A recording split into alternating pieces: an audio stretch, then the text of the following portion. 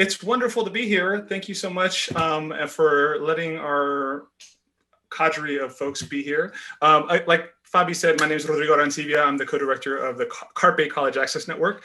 And the hope here today is, we only have 30 minutes, but we wanted to do some share your learning of some experiences that we've been testing out in Carpe with some of our principals and our network, right? So Carpe is a generously funded grant from the Bill and Melinda Gates Foundation that's geared towards helping Black, Latino, low-income, Indigenous students get into and through the colleges that they're likely going to finish at. And what we've done is taken a different approach to how we were thinking about college access. Yes, the FAFSA completions are important. Yes, the appropriate college enrollment information is important, but there are also things that we are super passionate about that are in the classrooms that we used to be teaching in, and those are students. And the student experience is something that we cannot undervalue or cannot devalue, and it's something that we have to look into as a moment for us to really kind of redesign the systems and ask them what's actually happening.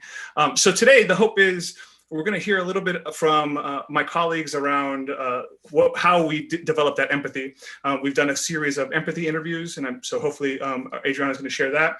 And then this year, we're going to dive a little bit deeper into the space of what a Shadow the Student campaign is about. And so Mike's going to lead us through that, and then Martine's going to share a little bit about that experience. So we don't have a whole lot of time. So if I could call up to the front my sister, my homegirl, my mentee, my mentor. She's like the coolest principal I've ever worked with. I'm super grateful to know Adriana and be able to work with her. Adriana, please share with us the experience of empathy interviews. How have you used them? Why are they so important? And how can school systems or school leaders use empathy interviews to design their school systems? Well, first, I want to thank everybody for inviting us. I'm really excited to be here and just share our story, share our journey with everybody. So we've been using empathy interviews for a few years now as part of our equity work and part of our work with the Carpe grant. We've used equity interviews, to understand the experience of our emerging multilinguals. We've used empathy interviews to work with our seniors who have met their A through G requirements, but just don't apply to a 4-year college, and really just understand where those barriers are, where the misinformation is, and how we could better serve our students. Most recently, leading a school and working with kids in this pandemic and in distance learning, we had an overwhelming number of students that weren't being successful in classes. Our A through C rates really dropped, and our attendance significantly dropped. And our teachers just reported low motivation, assignment completion. And so we really took the idea of an empathy interview, and at our first staff meeting, we invited 12 students from all different grade levels and really just had an empathy interview with them, allowing the teachers to really understand their experience, what they felt, what motivates them, when they feel successful, when they feel defeated, and how we as the adults responsible for their learning can adjust and shift our practices so that it meets their needs, and we're able to really work together to build a learning environment where our kids can thrive and our teachers can feel success. Because I think both ends are feeling it. Our students are frustrated and our teachers are frustrated. So how could we really work together to listen to one another and build a program that works for both? So we've really taken that empathy interview process and try to make it so that we're really building a program that works for everybody.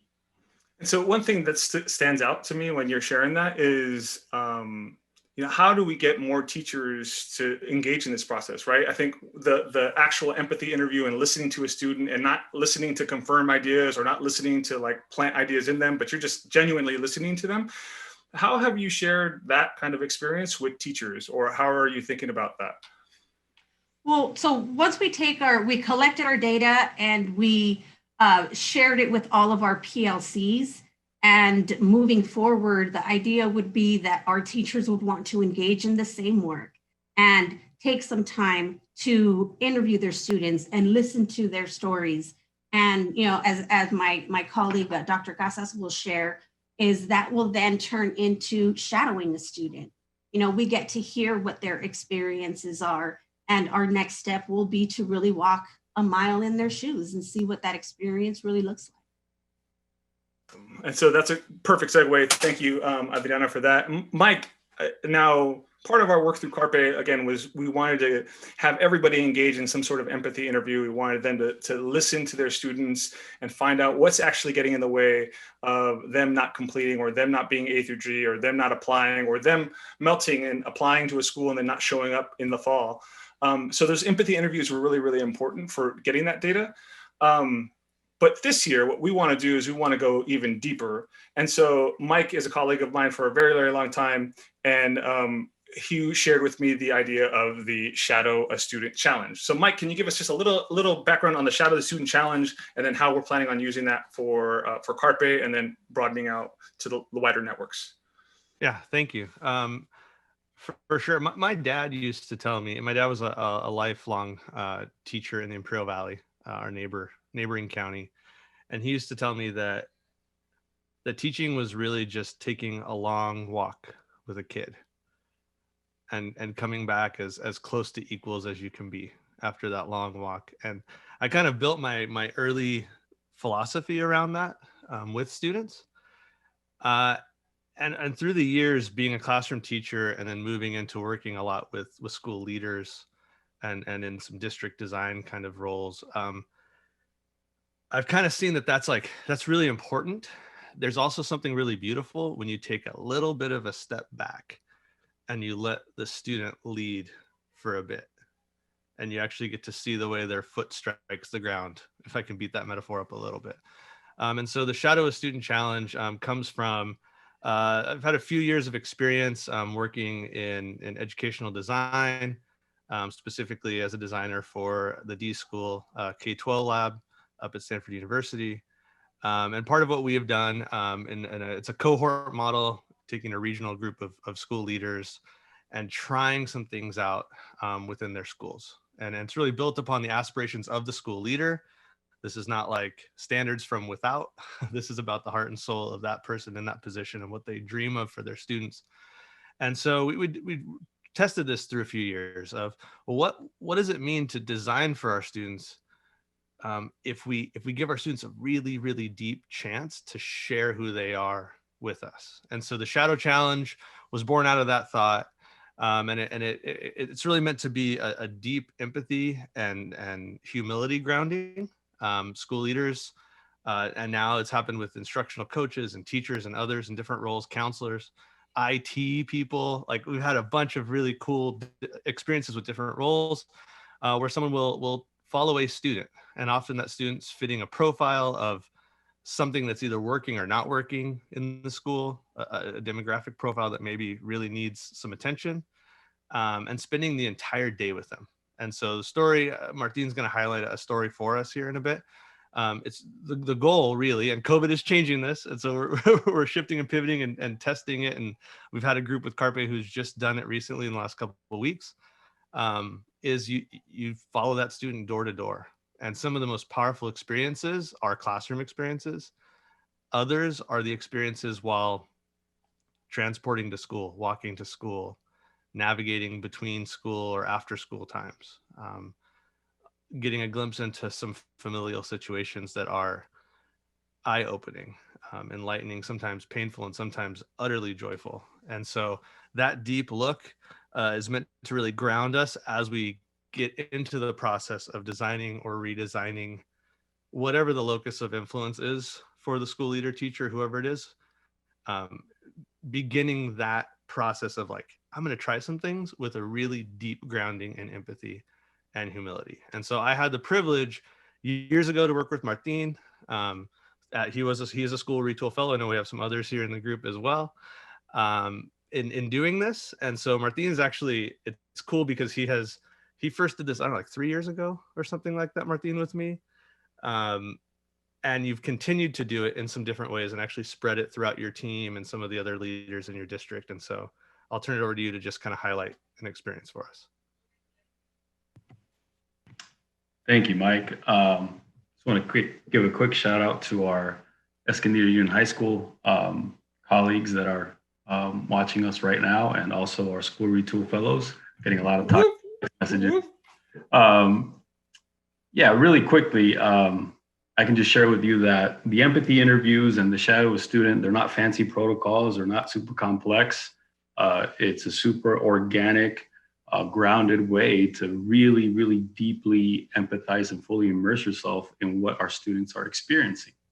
And I can tell you that throughout our equity journey, we have become relentless at seeking the truth, and particularly the reality and the truth for students of color and disadvantaged students, regardless of how uncomfortable that truth might make us. And we look at the truth in a variety of different ways, whether that's in data, grades, survey, empathy interviews, as Dr. Lepe Ramirez mentioned, but also in this sort of new way of fully immersing yourself from, for us, 8:30 to 3:15 in a school day. And shadowing the student brings to life and humanizes, as my colleague Mike would say, those data points. It humanizes those survey points. It humanizes the student testimonials in a way that will transform you and lead to action. And recently, last week, I had the opportunity to shadow a student with the lens of what's going well in distance learning and what's not going so well. And I had the opportunity to shadow a senior student, pseudo name Miguel, who is Latinx, senior, avid student, athlete, also an older brother that was taking care of younger siblings. And I attended 3 block schedule periods with him from 8:30 to 3:15. Each of our blocks are about 40 minutes of live instruction and about 60 minutes of async work. So I attempted to do it, and there were some really cool gems that came out of it. Our teachers were fully engaged in social emotional check-ins, which was a nice surprise for us. It'd been an area of focus for us to do that, especially the first week back from second semester. But there were also some things that, as an emerging multilingual, Miguel, throughout the day only got to speak about 10 minutes. So that was something like that we needed to know and possibly work on. Another thing was, the very next day I had the opportunity to sort of debrief my day with Miguel. And I said, Miguel, how long did it take you to finish the async work? Because I actually did all the assignments. I attended econ, rhetoric and writing, and statistics class. And I told him it took me all the way till 4:30 to finish all the async assignments. And then Miguel paused and he said, well, that's nice, Dr. Casas. I fell asleep at 1 a.m. I was crushed. I was like, well, tell me more.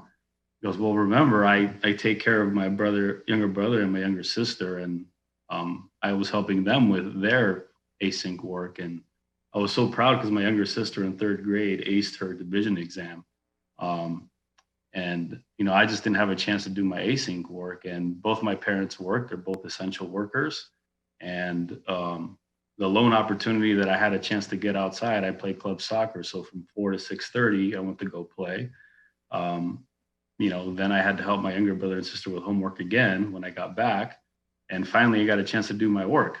And two out of the 3 classes had flexible deadlines, which we had been talking about as a staff, but one didn't. It was like due before midnight, and he had to submit it late. And I was in tears, just because I know as someone who has a doctorate, it took me till 4:30 to finish all that work. I can't imagine putting one of our students through that. And I think the beautiful thing about it was just building that connection with Miguel. And when I look at our survey results, when I look at our attendance, when I look at the number of unsubmitted assignments, I'm going to think about Miguel. Because it sort of brings the story full circle and it humanizes it. And, our next steps is our admin team is going to do it. Everyone's going to shadow a different type of student. And then we're going to encourage each administrator to tap 2 teacher leaders to do it as well. And the point is that it can lead to some easy tweaks in instruction and curriculum and in assessment. And for us, a good takeaways with our POC leads is how flexible are we being with deadlines? And another thing is we've been talking about student choice and learning experiences, and we experienced zero choice in any sort of learning experiences or learning task. There was no choice throughout the day. So those are two easy tweaks that we can fix right away. That doesn't cost any money. That doesn't need to be bargained. That doesn't need to be super vetted.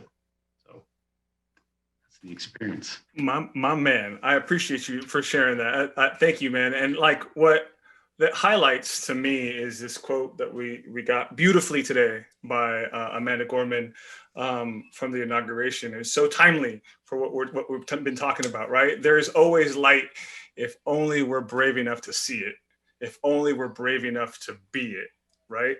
And the Shadow the Student Challenge and the empathy interviews, they are inherently scary things because you don't know what you're going to see. Oftentimes, educators spend a lot of their time playing darts in the dark, blindfolded, trying to figure out, oh, maybe this assessment will work or this intervention will work. Do the hard thing and ask your students what's really going on, right? And this quote actually just really resonated to me this morning, and it reminded me of another quote by Anthony DeMello, which was, the most painful act is the act of seeing, but it's in this act of seeing that love is born, right? And that's what we want to do. We want to be able to see and notice our students, notice our community members, notice our parents, and be able to make informed decisions about the system and how we change the system to support where they're at and what their circumstances have for them. Michael, I would love to kind of like, where do schools go next, or what do you think? Where does this group go next, and kind of share that in the last 8 minutes here? Yeah, I think some of the most liberating work in our schools is when we get to try. When you have the freedom to make an attempt, and that's a really broad term, but as not heads are nodding, I think that we can understand what that means. Martin used the word humanize, and I do like that word a lot. I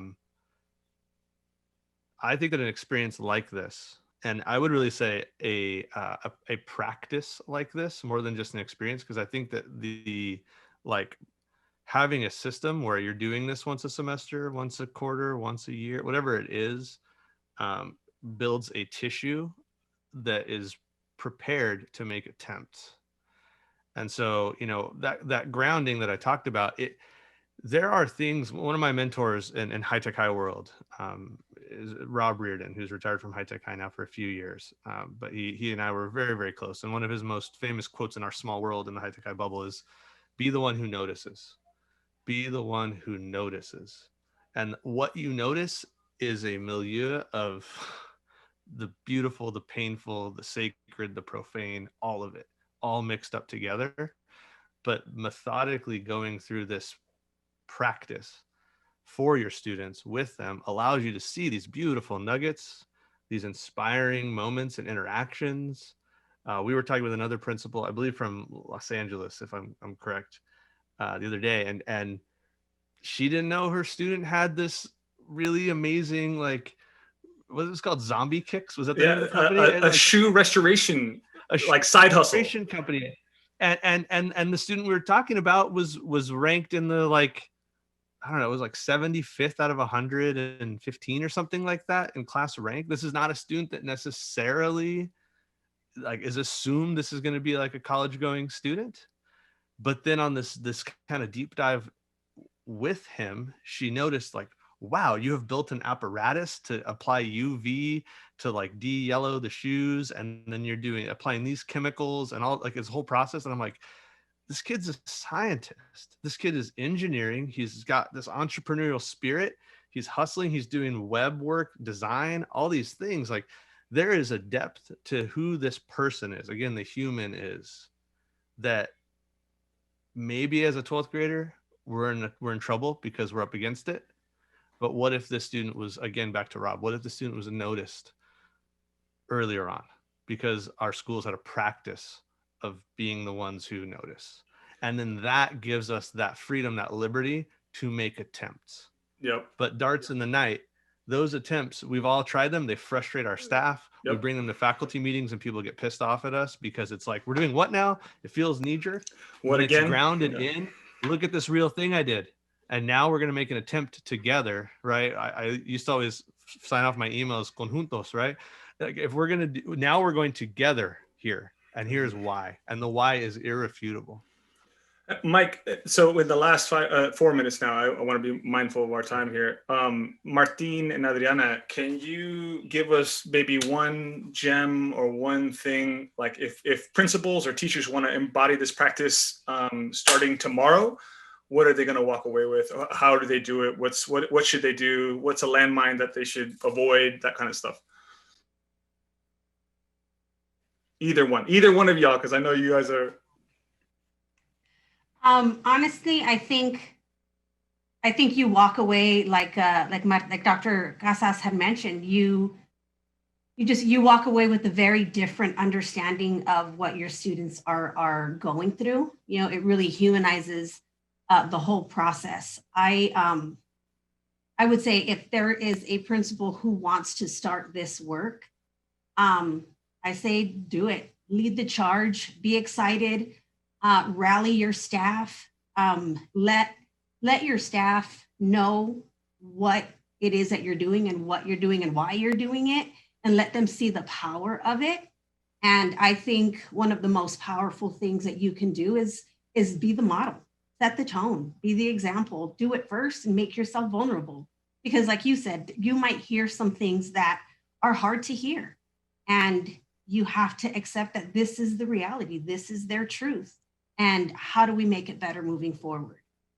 So that would be my advice, is if we're going to do it, let's lead the charge, be the model, show them how, and show them how to accept the truth and work with that and make a difference moving forward. Martin? I would say do it with someone that you trust and that someone that you deeply respect, in terms of don't do it by yourself, because part of the reflection and the processing that happens and the learning that happens is when you get together with someone and you say, we both shadowed a student on Tuesday, and Wednesday we did the debrief, and then Wednesday afternoon we talked to each other about how did it go? How was your experience? I shadowed this type of student, you shadowed this type of student. What was similar? What was different? I think there's a lot of powerful reflection and dialogue that happens there. And I had the opportunity to do it with Dr. Lepe Ramirez, and we were texting each other throughout the day, like distance learning, like, oh my gosh, I am so bored. Are you bored too? And you know, and I just like imagine how bored our kids are. And that's just 100%. Encourage you to do it with someone. Awesome. Well, Fabi, I know we have 2 minutes left. I don't want to go over time, but the last thing I will say is, you know, in older traditions, there's this idea of being so content, right, and being so filled with joy that you don't even worry about what the outcomes are going to happen, right? And they call that the lion's roar, right, where you're so in tune to what your purpose is, that lion's roar gives you the confidence to take that next step to do whatever it is that is audacious. And this may not be audacious, but I do think that this is worth everybody's time and energy. Take your time to go sit with students, to listen to students. They're going to tell you exactly what they need to help them to the next level. So with that, I'd like to hand it back over to Ms. Fabiola. Thank you so much for having us. Really, really appreciate it. Thank you for the time.